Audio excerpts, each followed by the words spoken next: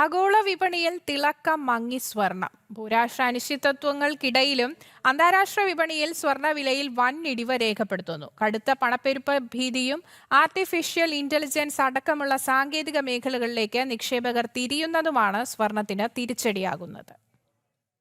ആഗോളതലത്തിൽ സംഘർഷാവസ്ഥകൾ നിലനിൽക്കുമ്പോഴും അന്താരാഷ്ട്ര വിപണിയിൽ സ്വർണ്ണവില കടുത്ത തകർച്ചയും അസ്ഥിരതയും നേരിടുകയാണ്. വർദ്ധിച്ചുവരുന്ന പണപ്പെരുപ്പം നിയന്ത്രിക്കാൻ US ഫെഡറൽ റിസർവ് അടക്കമുള്ള പ്രമുഖ സെൻട്രൽ ബാങ്കുകൾ പലിശ നിരക്കുകൾ ഉയർത്തിയേക്കുമെന്ന സൂചനകളാണ് സ്വർണത്തിന് പ്രധാന വെല്ലുവിളിയാകുന്നത്. പലിശ നിരക്കുകൾ ഉയരുന്നത് മറ്റ് നിക്ഷേപ മാർഗങ്ങളെ കൂടുതൽ ആകർഷകമാക്കുമ്പോൾ സ്വർണത്തിലുള്ള താൽപര്യം കുറയുന്നു.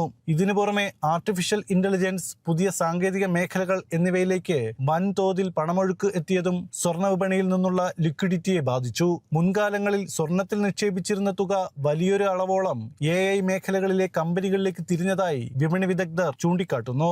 ഒരു ഘട്ടത്തിൽ $5,600 വരെ എത്തി സർവകാല റെക്കോർഡിട്ട സ്വർണ്ണവില ലാഭമെടുപ്പ് ശക്തമായതോടെ $4,400 കൂപ്പുകുത്തിയിരിക്കുന്നു. വരും മാസങ്ങളിൽ വില $3,500 വരെ താഴാൻ സാധ്യതയുണ്ടെന്നാണ് സാമ്പത്തിക നിരീക്ഷകരുടെ വിലയിരുത്തൽ. എങ്കിലും ദീർഘകാല അടിസ്ഥാനത്തിൽ സ്വർണം അതിന്റെ സുരക്ഷിതത്വ നിക്ഷേപ പദവി വീണ്ടെടുക്കുമെന്നാണ് പ്രതീക്ഷ. ജനം, കുവൈറ്റ്.